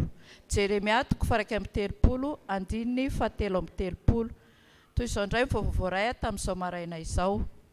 Vaovao avy any amin'ny synodam-paritany arivo avaradrano. Ny 7 febroary dia fivorian'ny komity lehibe ny Safifa FJKM Ambodivona Philadelphia. Ny 14 ny volana febroary komity lehibe ny Sampana Dorcas FJKM Ilafy Fahazavana. Fa 17 ny volana febroary Alimbavaka Safifa FJKM Jerusalema Vaovao Belantra. Ary ny 20 ny volana febroary komity lehibe ny AFF FJKM Ambatofotsy Avaradrano. Ny alahady 12 ny volana febroary dia alahadin'ny Baiboly. Koa dia misy ny valopy izay ho zaraina amintsika mandritra ny fotoanany rakitra averina amin'io alahady io. Raha misy tsy nahazo ilay valopy dia azo atao amin'ny valopy tsotra fa mariana ny anarana, ny adresy ary ny maribola. Vaovao avy amin'ny Sampana. Sampana Dorcas, manona ny fiadanan'ny Tompo amintsika rehetra ry havana. Manome fankasitrana an'Andriamanitra, ny mpitandrina, ny birao fiangonana, ny renim-pia, ireo mpikambana tsirairay tonga ny fanotrona tamin'ny fifampiarabana na tratry ny taona izay natao ny alahady teo, mankasitraka indrindra. Mijanona isika mpikambana rehetra ao aorian'ny fanompom-pivavahana fa misy zavatra hodiniana vetivety. Sampana sekoly alahady. Amin'ny alahady 12 ny volana febroary izao no anatanterahana ny dinika iarahana mpitandrina mitondra ny lohahevitra hoe ny fahefan'ny tenin'Andriamanitra eo amin'ny asan'ny tompo, obligatoire fahatongavantsika mpampianatra. Ao aorian'ny fitaom-pivavahana mijanona ny birao sy ny mpampianatra, miverina ny taniketsa rariva amin'ny rora sasany. Tsy mba miala amin'ny fitsipika aho fa ianao no mampianatra ahy. Misaotra an'Andriamanitra isika fatateraka ny alahady 7 ny volana janoary teo ny fifidianana ny Brown Committee fankalazana ny Jobily 70 taona ny sekoly alahady. Mbola manentana antsika rehetra anatevin-daharana hatrany ireo komity fankalazana satria ny tao-trano tsy efa nirery. Ao ianareo mpampianatra izay efa ao anatiny entanina andray anjara mavitrika. Ao ihany koa ianareo ray aman-dreny sy isika mpiara-mivavaka eto amin'ity fiangonana ity dia manentana anareo hatrany hiditra ho amin'izany komity izany. Ampatsiahivana isika fa ny sabotsy 12 ny volana febroary amin'ny 7 ora maraina no farafandraisana ny sangan'asa faninanana logo sy hira faneva, koa mbola afaka mametraka izany izay vonina andray anjara. Ny sangan'asa vita dia afaka apetraka ao amin'ny birao mpitandrina na omena ny mpampianatra sekoly alahady. Noho izany dia io sabotsy 12 ny volana febroary io no anatanterahana ny fisafidianana ny logo sy ny hira fanevan'ny Jobily 70 taonan'ny sampana sekoly alahady. Koa antsona ny birao sy ny komitin'ny Jobily rehetra ho tonga anatanteraka izany eto am-piangonana amin'ny sabotsy 12 febroary amin'ny 7 ora maraina. Ny alahady 12 ny volana febroary ho avy izao no ampahafantarina amin'ny fiangonana izany sangan'asa voafidy izany. Ao aoriana amin'ny fandraisana rehefa avy eo dia mijanona vetivety ny birao vaovaon'ny komitin'ny fankalazana ny Jobily 70 taona ny sampana sekoly alahady. Vaovaon'ny sampana mpanazava stily. Ilazana isika mpikambana rehetra ao amin'ny Sampaty, Kapé, Sakaiza, Mpiandraikitra, Biazina fa ny alahady 7 ny volana febroary ao aoriana fanompom-pivavahana no anatanterahana fifampiarabana eo anivon'ny sampana. Antsoina isika hijanona kely ao aorian'izao fanompom-pivavahana izao hiara-andinika ny fandaminana momba izany. Sampana VFL. Finaritra, misaotra an'Andriamanitra lehibe fa tanteraka soamantsara ny fifampiarabana ny taona vaovao izay natao omaly. Mankasitraka ny mpitandrina sy ny birao fiangonana nanome alalana tamin'izany. Misaotra ny mpikambana tsirairay ary dia mpikambana tsirairay avy izay nanorina dia ho an'Andriamanitra irery ihany ny voninahitra. Sampan'asa AFF. Finaritra, ilazana isika rehetra izay andeha amin'ny firaisan'ny sampana izay ataony sabotsy 12 ny volana febroary amin'ny anaran'ny sampan'asa AFF isoratra anarana dieny-zao. Amin'ny alahady 7 ny volana febroary no anjarantsika makany Manjakandriana sady mbola hanao asa sosialy any an-toerana isika. Manentana ny rehetra ho tonga sy isoratra anarana any amin'ny Dr. Ayantra sy Imendrika. Voninahitra ho an'Andriamanitra irery ihany. Fikambanana katekômena. Misaorana Jehovah ry fanaiky ary asa misy adononao ny fitahiany rehetra. Ho fisaorana an'Andriamanitra ny amin'ny taona vaovao ary araka ny 3T dia anatanteraka fiaraha-misakafo ny fikambanana ny alahady 12 ny volana febroary ao aoriana fitaom-pivavahana. Arak'izany dia manentana mpikambana rehetra ho avy ary manasa mpitandrina eto amin'ny fiangonana sy ny solotena ny birao fiangonana ihany koa. Asaina ihany koa ny andiany iraka. Fandraisana anjara mpikambana tsirairay dimanjato sy 2 ariary aloha any amin'ny antsa na ialvina na miasina hatramin'ny zoma fa 10 volana febroary. Ankoatr'izay dia mitondra vary masaka sahaza sy fitaovam-pihinanana, vilia, sotro, vera ary dia manona fiadanan'i Kristy ho aminao. Rakim-pisaorana. Ny fitahian'i Jehova no mampanakarena ary tsy azon'ny fisasarana ampiana izany. Rakim-pisaorana atolotra ho an'ny sampana sy kolelahady skoto VFL. Isaorana an'Andriamanitra no ny fitantanana sy ny fahasoavana nomeny. Misaorana Jehova ary fanaiko ary izay rehetra atao anatiko. Misaorana ianarany masina atolotra ho an'ny mpitandrina 3 rahalahy. Mankalaza an'i Jehova amin'ny fanananao sy amin'izay rehetra voaloham-bokatrao rehetra, ka dia ho feno mitafotafo ny fitoeram-barinao ary oatra ny ranom-boalobokao eo amin'ny vata fanatazanao. Misaotra an'Andriamanitra lehibe no ny fahasoavana izay nomenao anay. Misaotra anareo ihany koa nahazahoanay tombo-taona amin'ny fitsingerenan'ny taona naterahanay mivady, dia tafio hery sy tanjaka avy aminao lalandava hanatanterahanay ny asa fanompoana izay ankininao aminay. Ampitombo lalandava aminay sy ny tokantrano, ny fitiavana sy ny finoananao. Tahinao ireo zanakay, mangataka ny firana fanampiny laharana 10. Taratasy fisaorana. Ny zanany, ny iray tapo aminy, fianakaviana manontolo dia maneho fisaorana etoana ny mpitandrina mivady, ny mpitandrina mpanampy, ny fiangonana tamin'ny fitondranareo ambavaka azy ireo tamin'ny namoizan'ny hava-malalany i Reine Andriamampandry. Andriamanitra manankaream-pahasoavana ny amalifity anareo. Izay indray ry havana vaovao iray tamin'izao maraina izao, voninahitra ho azy irery ihany.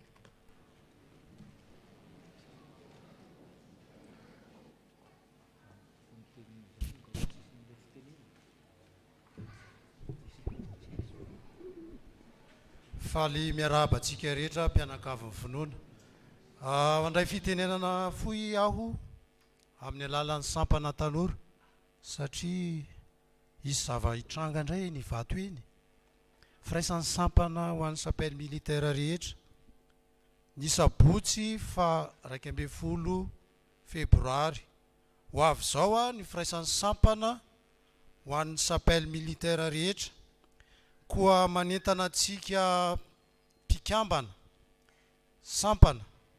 Ao anaty sampana zany isoratra anarana manomboka androany hatramin'ny alarobia fa 9 febroary taona 2024 fara fisoratana anarana amin'izany. Ny mpikambana toy ny hoe katekômène, dekôna sy loholona dia any amin'ny fikambanana misy azy ireo no misoratra anarana. Izany hoe ianao izay tsy ao anatin'ireo sampana ireo na fikambanana dia afaka raisiko ny anaranareo feno.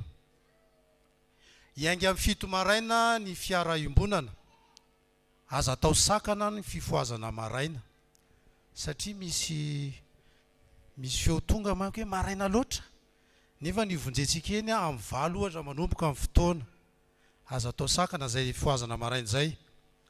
Isy sakafo vidina vary sy laoka 7 ariary homanin-jareo chapelle militaire Ivato ary tsakitsaky amin'izany. Fanamariana ho anao ho atsika izay anatina sampana maromaro dia aoka re mba ho sampana ray ny isoratanao anarana satria misy zavatra miseho matetika lasa mitombo nisan'ny olona nefa ianao tsy afaka mizarazara. Misaotra tompoko, manantena amin'ny fahatongavantsika rehetra.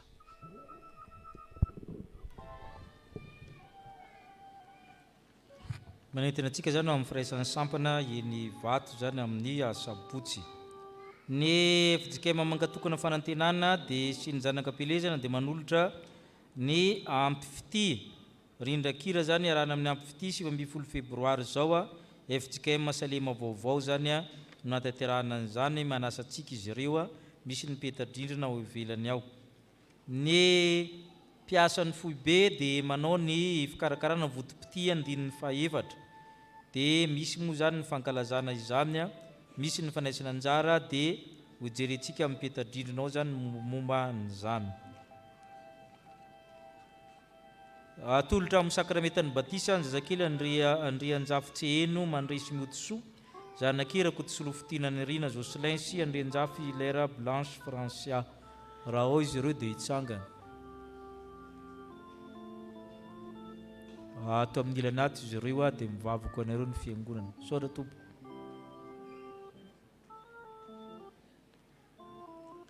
Efa misokatra ny fisoratan'anarana ho an'izay te hianatra setela andalina teolojia zany ary amin'ny setela Ambatonakanga fitela mankary zany makana andinindininy, misy ny mianatra sabotsy, misy latsinainy, arakaraka izay tiana ny fandaharam-potoana ao zany. Mbola misokatra koa ny fisoratan'anarana ho an'izay te hidikizo no pastera.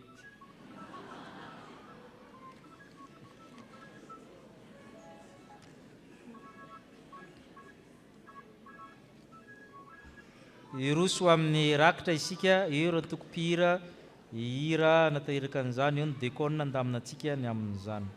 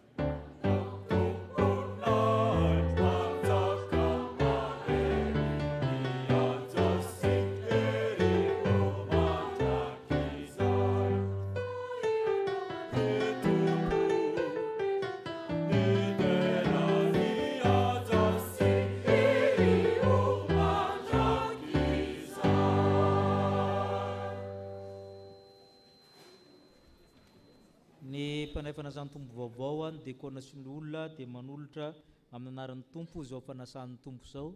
Asaina ianao izay vahiny mba hiomban-tabatra aminay. Tsangana isika marina izao fotoana izao.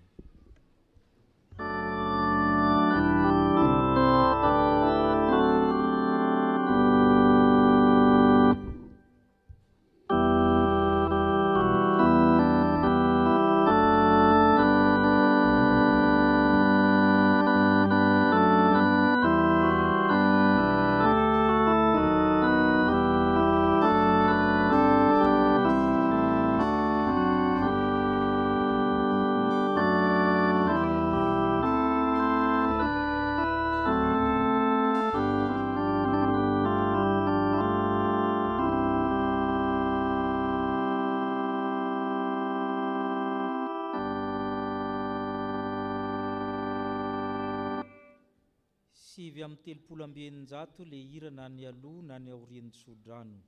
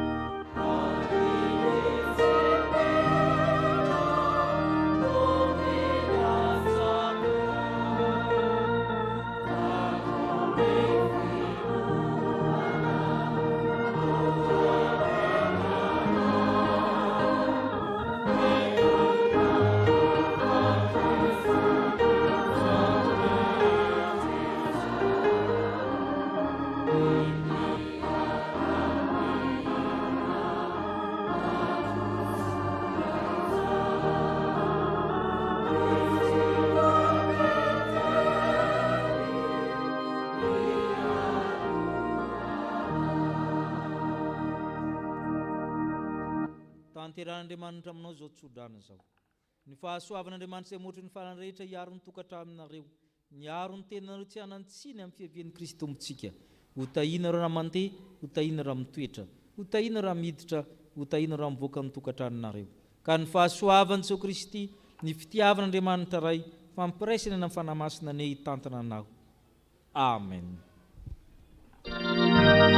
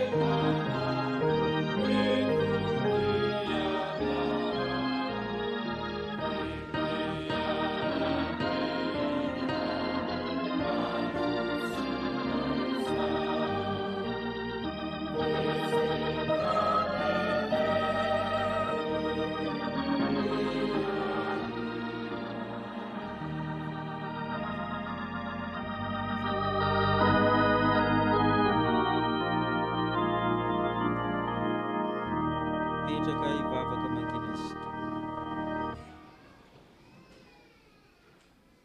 Dia talanjona ny olona tamin'ny fampianarany satria mampianatra azy tahaka izay manana fahefana izy ho an'Andriamanitra irery ny voninahitra amin'ny anaran'ny Ray sy ny Zanaka ary ny Fanahy.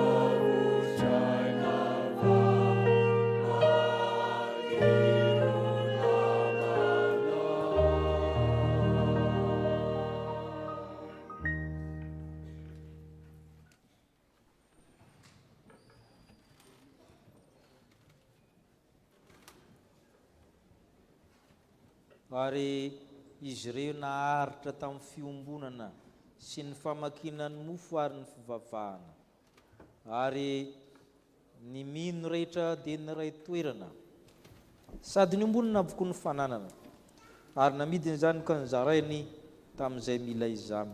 Ary ny ray sainy isan'andro izy ka nazoto teo ankianjan'ny tempoly, ary namaky ny mofo tao an-trano ka ninan-kanina tamin'ny fifaliana sy ny fahatsoram-po. Ary niderin'Andriamanitra izy ka nahita fitita amin'Andriamanitra sy ny boka rehetra, ary ny olo-monjena dia nanampy ny tompo isan'andro ho isan'ny reny. Izany fiombonana tamin'ny fiangonana voalohany zany dia aseho amin'ny alalan'ny reto sakramenta reto hita mahasazy tsapain-tanana ka asandrato amin'ny tompo ny fonareo. Tompony tompo sy mpanjakany mpanjaka ianao Kristy Andriamanitra avy amin'ny Andriamanitra, manana ny fahefana rehetra nandandry sy aty ambonin'ny tany, ary ny fahefanao dia miseho ny fahefa miteninao tamin'ny fampianarana sy tamin'ny famonjena. Ka noho izany dia feno fankalazana no an-danitra ny tapony lanitra, ireo apôstôly, ireo martiora, ny mpaminany, na ny kerubim sy ny serafim rakotry ny elany, ny anjely tsy omby alina alina, izay na dia mbola ety ambonin'ny tany aza tompo. Ny amin'izao fotoana izao te hankalaza te ioby, ka omeo alalana izay refana masina mba hisantitra ny fankalazana masina manao hoe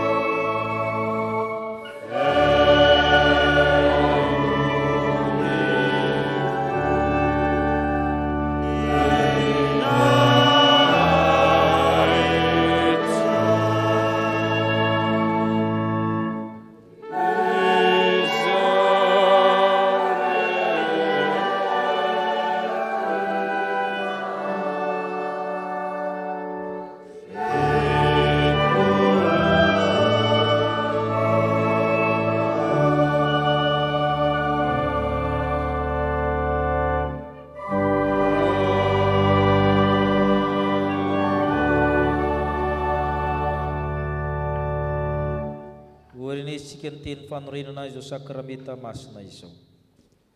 Fa Jesosy tompo tamin'iny alin'iny izay namadiana azy dia nandray ny mofo, ary rehefa nisaotra izy dia novakiny kao izy, raiso hano ity ny tenako izay omena ho anareo, izao natao ho fahatsiarovana ahy. Dia arak'izany koa ny kapoaka rehefa nihinana dia hoy izy, nosotra amin'ity ianareo rehetra fa ity ny rako dia mifanekena vaovao, izay latsaka ho anrehetra famelan-keloko. Izao natao fahatsiarovana nahoviana no misotro ianareo. Fa nahoviana ianareo mihinana itony mofo tony sy misotro amin'ny kapoaka dia manambara le fahafatesan'ny tompo ianareo mandra-piaviny. Hivavaka isika. Ry tompo renaizina an-danitro, indretsy manao ny fahatsiarovana nahatongava ny zanako olona miteny tonga nofo, hitanay ny voninahitra miendrika ho an'ny zanaka latokany ray. Saronay ny finanambilon'ny Betlahema. Ny asa rehetra nataony indrindra fa ny fahefa amin'ny teniny, ny fijaliany sy ny fahafatesana ny fitsangana amin'ny toerany maty. Izy dia niakatra amboninahitra ary mifona ho anay ny kavanany ray. Miandro sy mitalao ny firenena izay tompo, ka mba hafenany voninahitra ny fanatim-pisaoranay, ta io tanteraka sakramenta masina azo endry Kristy le tokana Kristy le tanteraka Kristy le nateny indray mandeha monjy anay teo amin'ny azo fijaliana. Eny ry tompo reny an-danitro, le fanahy mahery, le fanahy izay miara milaza amin'ny fanahinay fa zanak'Andriamanitra izay, le fanahy nanaovana tombo-kase anay, aoka hiasa aminay zany fanahy masina izany, le fanahy mamelona mahary mana-masina anay, koa mianto aminao izay ry fanahin'i Kristy, ny fanahin'ny faminaniana. Amasino ny mofo manambara amin'ny tenan'i Jesosy Kristy, amasino toraka izany divay mba hanambarana ny Kristy tompo. Ka hiasa aminay ny fanahy masina, ahatsiarovanay fa tena tafaray amin'ny Kristy izay. Ka amin'ny alalan'ny Kristy sy miaraka amin'ny Kristy, ho anao Andriamanitra tsy tokoa, mba mifiraisina amin'ny fanahy masina ny laza sy ny voninahitra rehetra mandrakizay. Amen. Ny mofo izay vakitsika dia firaisana amin'ny tenan'i Jesosy Kristy tompontsika izay novakina ho antsika. Koa satria iray ihany ny mofo, isika rehetra koa dia tena iray na dia maro aza, fa isika rehetra samy mandray avy amin'izany mofo iray izany avokoa. ny kapoaka amin'ny fisaoran'izay saorantsika dia firaisana amin'ny rano Jesosy Kristy tompontsika, ny rano fanekena vaovao izay nalatsaka ho antsika. hoe Jesosy Kristy tompo, andeha fifivoatra avokoa zao ny zavatra rehetra mankanesa aty amiko izay miasa faritra sy mavisatrentana fa iza anomena ry fitsarana. Amen. Ipetraka isika no larakira vavala amin'ny valopolo ampizarana ny mofosy ny kapoaka.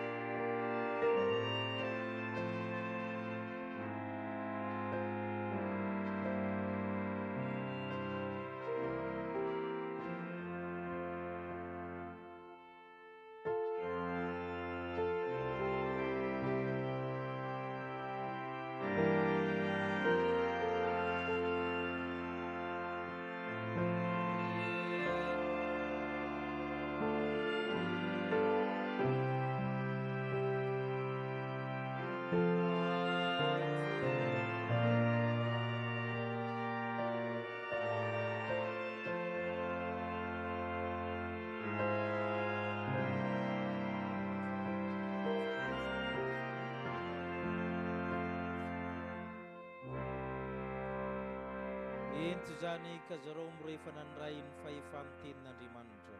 Amen.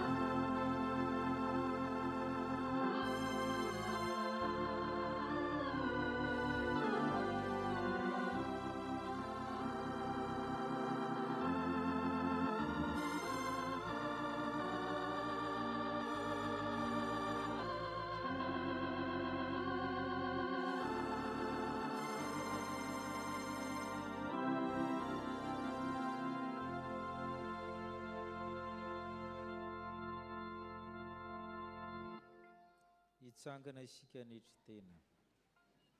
Aoka isika iompo amin'ny fanetry-tena manao hoe Tompo. Tsy mendrika tao hoe zanakao aho. Tompo tsy mendrika itiny manodavitra.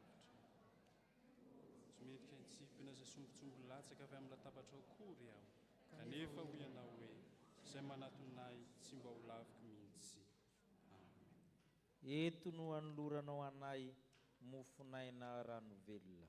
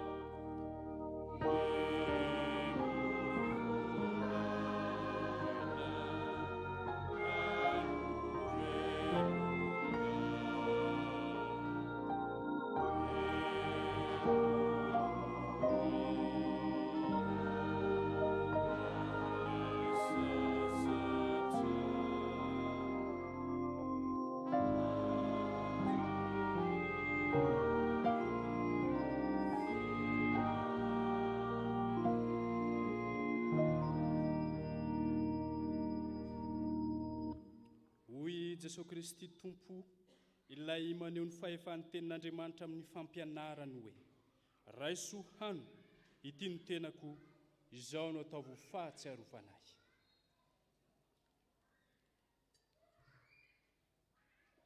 Raiso ny tenako ny teninao ary ny rako ho fiainana.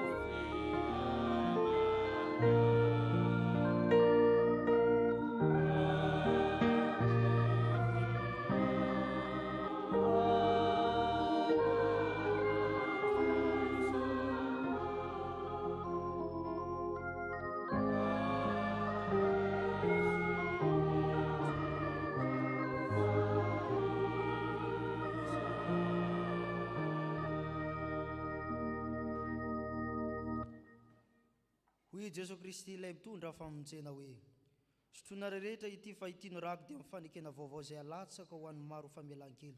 Zao natao fahatsarovana na ovinana ovinany misotro ianareo.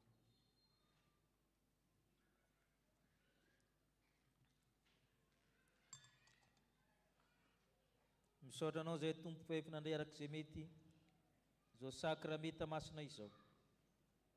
Any mpanahy mahavoky izany ary sakafo mifanjakany lanitra.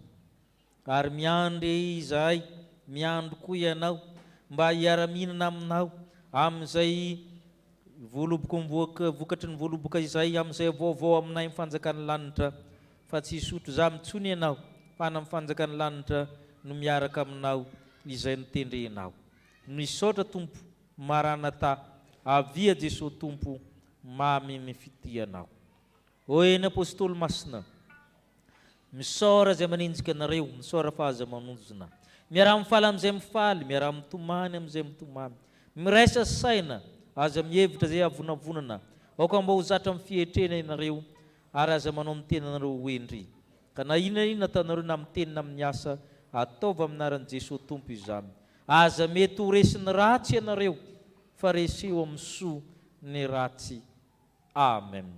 Hipetraka amin'ny fifaliana isika hanao ny hira sy ny rakom-pisaorana. Thank you.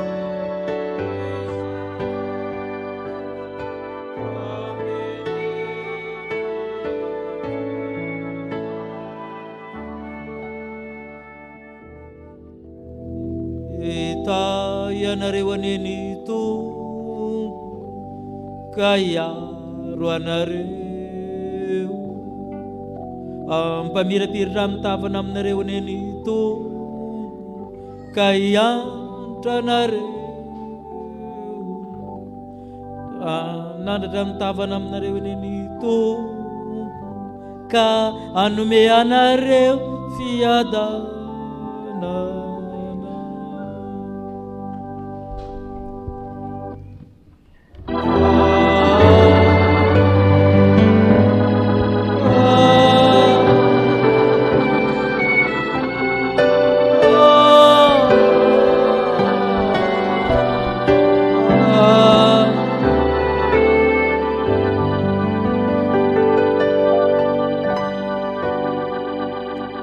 petraka hivavaka mangina isika.